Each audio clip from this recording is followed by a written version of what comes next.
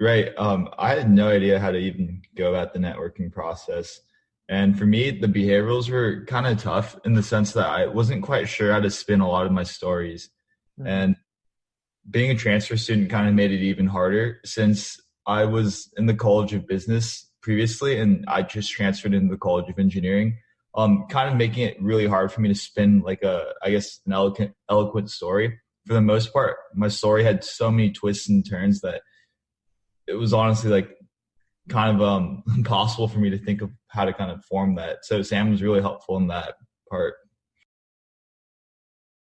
I would say the biggest thing that was well, actually there's quite a few things that I think were really helpful. So I remember when I first came on, you had me do this kind of like thought experiment where I wrote up where I think it was like this 10 or 11 page document for my behaviorals and just like I think it was more so to give you an understanding of our background, but that was just helpful in general for me to think about my story and how to even think about, what I'm going to say for each kind of like tell me about a time. Hmm. And even outside of that, I really liked how you gave us this networking template that we could use, copy and paste.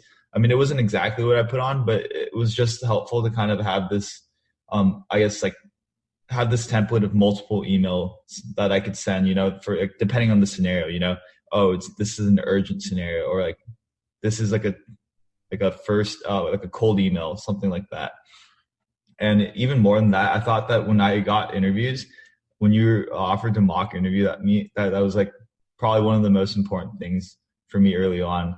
I just thought that getting mock interviewed kind of simulated that real, I guess, phone interview or like phone screen like environment. And honestly, that was huge when it actually came down to the interviews because I felt a lot more comfortable on my behaviorals and technical.